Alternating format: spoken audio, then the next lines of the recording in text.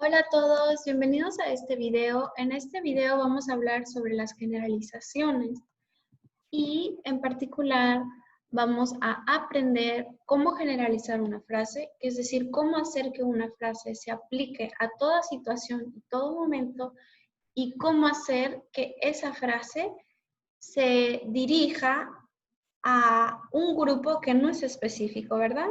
Entonces, que sea una frase que se puede aplicar a todo el mundo. Entonces, vamos a empezar con varios ejemplos y como siempre, quiero que pongan atención a las palabras que están en colores distintos para que empiecen a remarcar el patrón de las generalizaciones. Entonces, ejemplo número 1, no se permite fumar en lugares públicos. No se permite fumar en lugares públicos. Como podemos ver, no se permite fumar, no sabemos a quién no se le permite fumar y sabemos que es en un lugar público, pero el lugar público es muy general, puede ser en cualquier parte, ¿verdad? Entonces, no se permite fumar, muy general, no sabemos quién no está permitiendo que alguien fume y no sabemos quién no está permitido fumar, ¿verdad? Entonces, ese es nuestro primer ejemplo de una generalización. Nuestro segundo ejemplo es se cambian dólares a pesos. Se cambian dólares a pesos.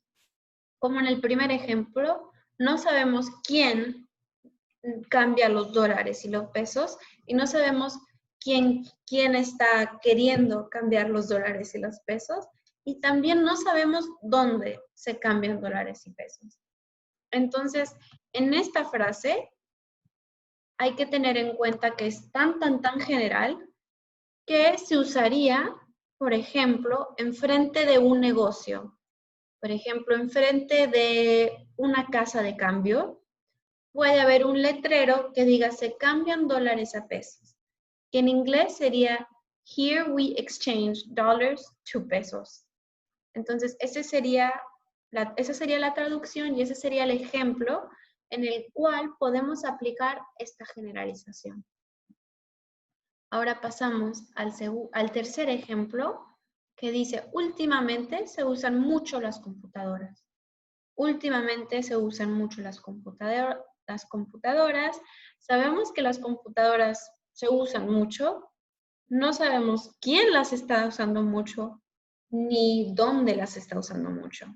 Simplemente sabemos que se están usando. Pero esta frase sí nos da una pequeña clave que tenemos aquí últimamente. Últimamente sabemos más o menos el cuándo, pero también si decidimos eliminar esto, nuestra frase es aún más general. Se usan mucho las computadoras. No sabemos quién las está usando, no sabemos dónde ni cuándo, simplemente sabemos qué se están utilizando.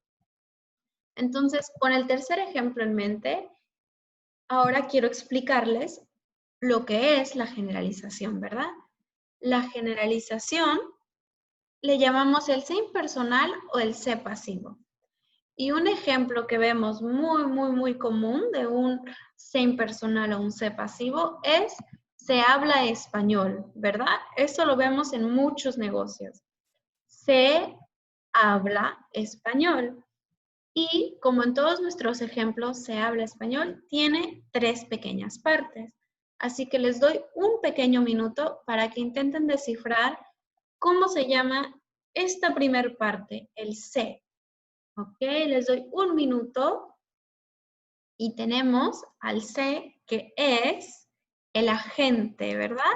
Espero que lo hayan sacado bien. El agente, si recuerdan bien, el agente es lo que era el sujeto en la voz activa. Era el sujeto, la persona que estaba haciendo la acción. Entonces, aquí lo tenemos como agente, como en la voz pasiva, ¿verdad? Entonces, este agente es la persona que era el sujeto que está actuando en segundo plano, ¿verdad? En segundo plano.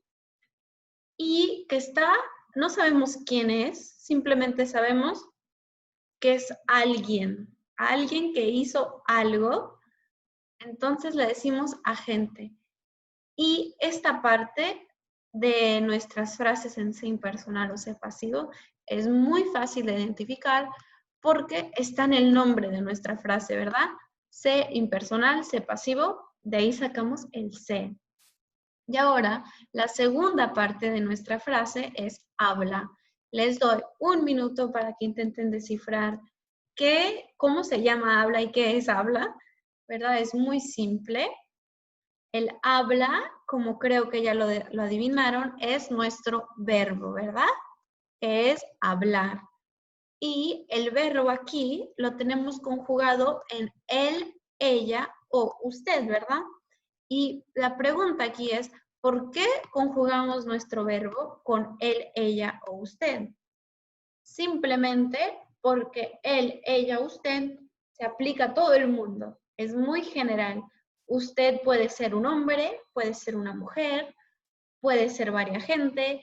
Entonces, por eso se usa usted, ¿verdad? Él, ella también. ¿Por qué? Porque no sabemos si es hombre o si es mujer. Entonces, ese es el verbo y siempre, siempre, siempre está conjugado en él, ella o usted. Y como pueden ver en los otros ejemplos, también está conjugado ya sea en él, ella o en usted. Entonces, con eso en mente, nos queda una pequeña parte de la frase que es español. Entonces, ¿qué es esto? ¿Verdad? ¿Qué es nuestro español? Pues aquí simplemente es la parte que especifica lo de nuestra frase. Por ejemplo, se habla español, en inglés lo traduciríamos a Spanish is spoken here, we speak Spanish. Sería una de esas dos frases, ¿verdad? Se habla español. We speak Spanish here. Se habla español. Y si quitamos el español, se habla sería nuestra frase. Se habla sería we speak. Aquí se habla, ¿verdad? We speak here, it's something spoken sería. Entonces, el español simplemente es una especificación para que tengamos más detalles. Ese es el sé impersonal o el sé pasivo. Ahora, quiero que hagan lo mismo con nuestro primer ejemplo. No se permite fumar en lugares públicos. Quiero que me identifiquen las partes de nuestra frase, que son súper simples porque solo hay dos partes nuevas, ¿verdad? No se permite fumar en los lugares públicos. La primera parte es nuestro sé, el sé impersonal o pasivo, que sería nuestro agente, seguida por nuestro verbo permitir, que está conjugado en el él, ella, usted. Muy bien. Y ahora con todo eso en mente, queda la pregunta, ¿cuáles son los usos para el sé impersonal? ¿Verdad? Dijimos que lo vamos a usar para generalizaciones, para hablar sobre algo sin especificar a quién es, a quién se dirige eso. Entonces, ¿cuál es el uso del sé impersonal? Pues el uso es para sustituir la voz pasiva. Por eso también se llama sé pasivo. Y para hablar sobre esta sustitución, quiero usar un ejemplo que usaron ustedes en la voz pasiva, que es, los asuntos de familia son atendidos por Paulina. Los asuntos de familia son atendidos por Paulina, ¿verdad? Que nos cambia la frase a, Paulina se ocupa de los asuntos familiares. El se siendo nuestro agente y ocupa nuestro verbo. Es algo súper sencillo el sé impersonal y se usa, ya sea, lo podemos usar para reemplazar la voz pasiva, para hacer una generalización o para decir algo sin dirigirnos a una persona exacta. Como por ejemplo, nuestro segundo ejemplo, se cambian dólares a pesos. Simplemente esta acción es hecha, no sabemos quién ni cómo, simplemente es lo que es. Entonces, para practicar el sé impersonal o sé pasivo, les propongo ver el segundo episodio de La Casa de las Flores y ser parte de nuestra segunda mini misión que pueden encontrar en Padlet y o, dependiendo de cuánto tiempo tengan disponible, hacer la práctica de la semana número 7, ¿verdad? Entonces, les comparto la mini misión que tenemos en Padlet y les muestro la práctica de la semana 7. Entonces, la mini misión pueden encontrar aquí en Padlet, que dice ver el segundo episodio de La Casa de las Flores en Netflix y crear 4 oraciones explicando el símbolo del episodio. Y el símbolo es de la flor crisantemo y el símbolo es el dolor. El dolor. Entonces, en este episodio vamos a ver mucho sobre el dolor y los sentimientos que pasan en esta familia muy dinámica. Esa es la primera práctica que les propongo. La segunda práctica que les propongo es esta, la práctica número 7, que pueden encontrar en la página 7 de la semana 7. Entonces, esta práctica consiste en cambiar las siguientes oraciones a la forma del sé impersonal, ¿verdad? Son un total de 10 oraciones que pueden cambiar al sé impersonal.